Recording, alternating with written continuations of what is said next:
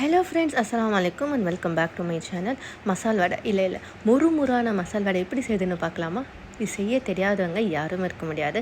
நான் எப்படி செய்கிறேன் அப்படின்னு ஷேர் பண்ணிக்கிறேன். 4 to 5 ஹவர்ஸ் கடலைப்பருப்பை தண்ணியில் நல்லா ஊற வச்சு எடுத்த பிறகு லைட்டாக தண்ணி விட்டு குறுன்னு இல்லாமல் நைஸாகவும் இல்லாமல் மீடியமாக அரைச்சி ஒரு பவுலுக்கு நம்ம ட்ரான்ஸ்ஃபர் பண்ணிக்கலாம்.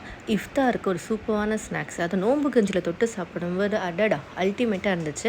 இந்த டீ கடைலாம் விற்கும் இல்லையா, முறு உள்ள சாஃப்டாக, சேம் அதே மாதிரி இருந்துச்சு. Must try. கமெண்ட் பண்ணுங்கள் எப்படி இருந்துச்சுன்னு ட்ரை பண்ணிவிட்டு. ஸோ இதில் பார்த்தீங்கன்னா ஒரு பிக் சைஸ் ஆனியன் சாப் பண்ணி ஆட் பண்ணிவிட்டு கூடவே கொஞ்சம் கருவேப்பிலை கொத்தமல்லின்னு ஆட் பண்ணிக்கோங்க. அதுக்கப்புறம் பச்சை மிளகா இதெல்லாம் ஆட் பண்ணி நல்லா மிக்ஸ் பண்ணிவிட்டு அதுக்கப்புறம் சால்ட்டு, ஹிங்கு, சோடா, ஜிஞ்சர் கார்லிக் பேஸ்ட் அதையும் இது கூட ஆட் பண்ணி நல்லா மிக்ஸ் பண்ண பிறகு எண்ணெய் நல்லா சூடான பிறகு பொரிச்சு எடுத்தா வாவ் சூப்பராக இருந்துச்சு.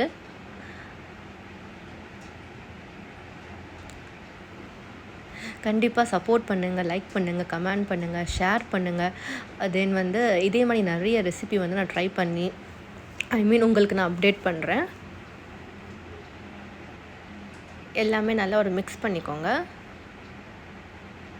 நியூ ரெசிபிஸ் எல்லாம் நான் ட்ரை பண்ணேன் அப்படின்னா உங்களுக்காக நான் ஷேர் பண்ணுறேன். அதே மாதிரி இந்த சைடு இஃப்தாருக்கு டைம் ஆகிடுச்சு.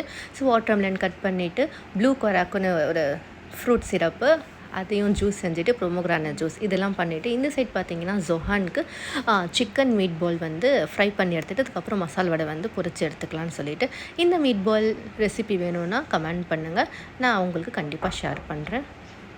ஸோ டைம் ஆகிடுச்சு, அதனால் நான் சீக்கிரமாக ஆயிலே டீப் ஃப்ரை பண்ணி எடுத்துட்டேன்.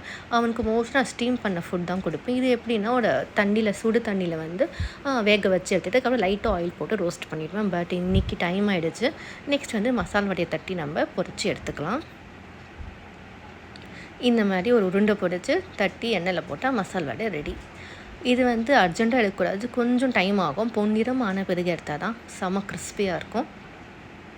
இதே மாதிரி மீதிக்கிற எல்லா மாவுலையும் நம்ம வடை தட்டி எடுத்துக்கலாம். நிறைய ஷாப்பிங் விலாகு, ரெசிபீஸு, ஏதாவது நியூ டிஷ் ட்ரை பண்ணேன் அப்படின்னா, இல்லை ஏதாவது மினி விலாக் மாதிரி டே இன் மை லைஃப்லாம் கண்டிப்பாக இன்னும் சீக்கிரமாகவே வரப்போகுது இந்த சேனலில். பார்த்து என்ஜாய் பண்ணுங்கள். பிளேட்க்கு ட்ரான்ஸ்ஃபர் பண்ணிக்கலாம். பார்த்திங்கன்னா உள்ள நல்லா சாஃப்டாக இருந்துச்சு. மீதிக்கிற மாவுலையும் நம்ம பொரிச்சு எடுத்தாச்சு. எஸ், அவ்வளோதான், மசாலா வடை ரெடி. இந்த சைடு இஃப்தாருக்கு எல்லாம் ரெடி பண்ணிவிட்டு இஃப்தாரும் நம்ம முடிச்சாச்சு. தடா ரெடி. பாய், டேக் கேர். நல்லா கிறிஸ்பியாக வந்துருந்துச்சு.